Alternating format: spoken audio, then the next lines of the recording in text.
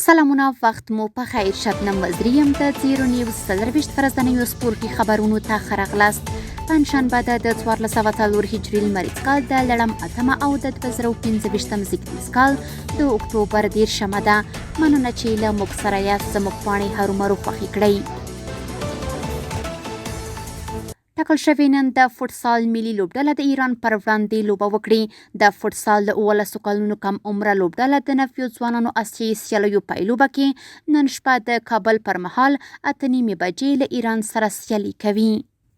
د لغمان ولایت مرکز مهترلم ښار کې له لغمان، کابل، بامیان او پکتیا ولایتونو د شپېتو ورزشکارانو ترمنځ د مویتای سیالۍ د لغمان ولایت په اتلولۍ پای ته ورسېدې.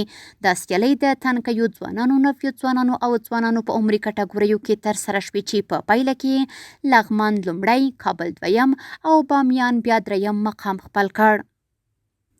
د پکتیکا مرکز خرنې ښار په کمردینانو کلي کې د لسو لوبډلو ترمنځ د والیبال سیالۍ د وسیم لوبډلې په اتلولۍ پای ته ورسېدې. د یادو سیالیو پایلوبه کې وسیم لوبډلې د 2-1 میدان په توپیر خپل سیال محمد نبی لوبډلې ته ماتې ورکړه او اتلولي یې وګټله. د بلخ ولایت په چاربولک ولسوالۍ کې د 7 لوبډلو ترمنځ د والیبال سیالۍ د اتحاد بلخ لوبډلې په اتلولۍ پای ته ورسېدې. د یادو سیالیو پایلوبه کې اتحاد بلخ لوبډلې د 1-0 میدان په توپیر خپل سیال ځدران لوبډلې ته ماتې ورکړه او اتلولي یې وګټله. د سپورټ له ډګره وروستی خبر همدا چې د کندوز ولایت په قلعه زال ولسوالۍ کې د 8 لوبډلو ترمنځ د والیبال سیالۍ د دولت مزاري لوبډلې په اتلولۍ پای ته ورسېدې. د یادو سیالیو پایلوبه کې دولت مزاري لوبډلې د 1-22 نمرو په توپیر خپل سیال حمید موبایل فروش لوبډلې ته ماتې ورکړه او اتلولي یې وګټله.